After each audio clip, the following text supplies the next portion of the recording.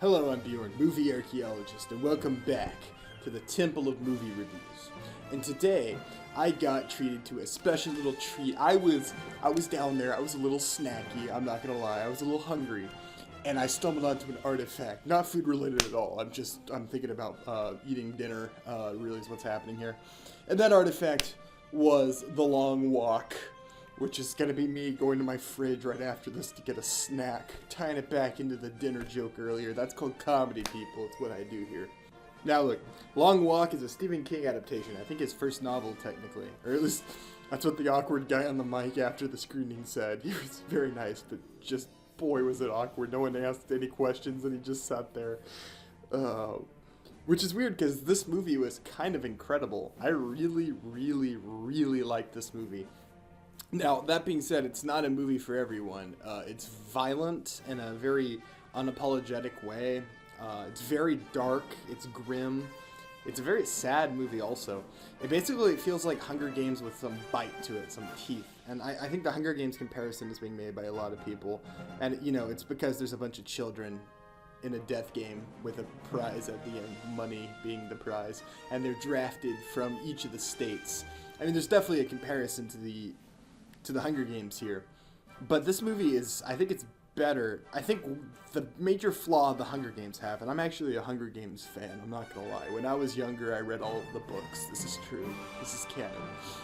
And this new one, or this Long Walk, it's a much more interesting approach because, unlike in the Hunger Games, I think the real flaw with the Hunger Games as a concept and the way it's executed is the characters barely have any time to like fucking get character because they're barely together and then they're all split to the winds trying to kill each other. So they're so split up that like there's no real chance for the characters to interact with each other and explain what their personality is beyond traits like little girl, badass, a nice guy who knows how to do makeup. Like the characters are very flat in the movies because of that. Not necessarily all of them. I mean, the ones that we follow a lot, you get some development, but the villains, they got no motivation. Now, The Long Walk, it doesn't have that problem, because if you've seen the trailer, this movie is just people at gunpoint, and they have to walk until only one of them is left standing. The last one gets a wish and gets money. And so all these characters do this entire movie is walk in a straight line. And that sounds like it would get boring, but it really never does. And it gives us the opportunity to interact with these characters. All of these characters are just in a big group walking, so they're constantly talking to each other. This movie is basically 95% dialogue, but it's good. It works really well. We get to know these characters very, very well. A lot of them are really endearing, and each of them have something going on. Every character has something going on. And so when inevitably they start dropping out, it hurts, man. There's some deaths in this movie that are actually gut-wrenching. It's a surprisingly effective and dark movie. Every turn you think it won't do something, it does it, and it does it in just a heinous way.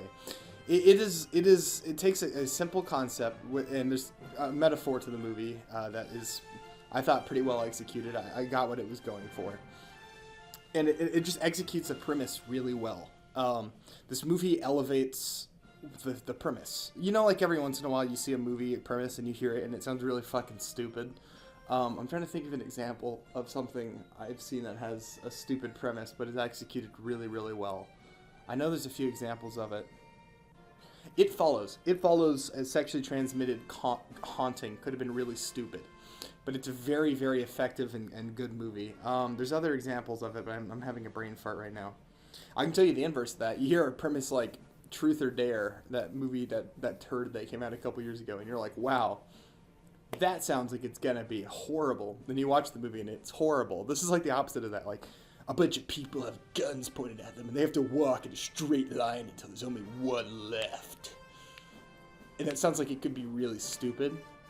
But instead, this movie is incredible. I'm telling you, it's very, very good. It is not for the faint of heart. And I'm not overhyping it. I think the movie, it was pretty shocking. Dude, I've been around the block. I've seen some serious shit. And this movie, something about the way it presents things in such an the way characters die in this movie can sometimes just be uneventful. And something about that makes the deaths more impactful. I really liked this movie. I really did. I don't normally... I see this is a movie that's weird because I don't think anyone else has reviewed this. It doesn't come out for a week and a half, and I'm always interested when I review something like this because I could see people not liking this for the same reasons I like it. But I think this movie might be a surprise hit. I think this is a really good movie. And I know some people are going to go, oh, Bjorn, it's fucking boring. It's a bunch of people talking and occasionally one gets shot. But every inch of this movie just builds tension. It builds tension. They do such a good job of exploring the concept, right? Okay, people are walking for a long period of time. They're going to have bodily functions. How's that going to work? The movie's going to show you. It's going to do all of that. And all these things help build a very realistic feeling movie. The amount of time they're walking, at first you're like, okay, I could do this. And the longer they go on, you're like, oh, I would have died here. I would have already died. And the sort of consequences of someone walking for so long without stopping are shown. And it's things I hadn't even thought about. But the longer I thought about it, I'm like, yeah, that would happen. The way some people croak are like, oh, I got a fucking cramp. You're done. You're dead. And and there's a lot of things like that are just like almost out of their control. And I'll talk about the performances. I don't know the names of actors, but several performances in here were standouts. There's a villain character, and I don't remember the characters' names because they don't say their names very much, except for one character, Pete. They say his name a lot. I remember his name. But the villain character, the actor who portrays him does an excellent job. There's an Asian kid whose name I also can't remember. He's really good in the movie. He plays kind of a comedic relief and does it very well. This movie desperately needed comedic relief, and there's some jokes in here that work, but for the most part, like, I think the real standout performance for me is the guy who played Pete. He's phenomenal in this movie. I think I saw him in an Alien movie. I think it was Alien Romulus, maybe? Before this, I think I've definitely seen him in something, and I want to say it's an Alien movie. He is phenomenal in this movie. This is a career-defining performance from him. He's so good in this movie that I hope he continues to get work. He's on my radar now. He's one of those guys where you see a performance from him. It's really good. They're still really young. He's so good in this movie. He goes from likable, and there's a lot going on with his character. There's some subtlety in his motivation, and he sort of directly ties into the sort of theme of the movie. And what the movie is trying to say about, well, I'll let you watch the movie. I think it's pretty clear when you get through it. Another standout is Mark Hamill. He's not in the movie much, but he plays the main bad guy that isn't one of the walkers. He's the sort of authoritarian dictator that hosts the game, and he rides in front of them in a car and just like basically like, good job, guys, keep up the work. And he doesn't get much screen time, but he's a good villain. Mark Hamill's been playing villains lately. He played a villain in Fall of the House of Usher and was really effective in that. And he's really effective here for his limited screen time as this presence that sort of, you fucking hate him. I really hated him in this movie, so that's how you know he's doing his job well. All in all, I really like this movie. This is the kind of movie I like. I like dark horror, thrillers, I don't know what you call this, apocalypse movie, whatever. It's a really interesting twist on the kind of battle royale concept, and it's a unique movie. I've never seen anything like it. It's very dark, very Stephen King, very effective, and I have to say, it sort of surprised me. I wasn't expecting too much, but I was won over by this really quickly. So I'm going to give this, I think I'm going to give it a 9.5 out of 10. And the reason I'm knocking out points is I feel like the ending is a little rushed. The ending just kind of comes out of nowhere. Which is fine given what it is, but I felt like I could have used a little more after what we see at the end.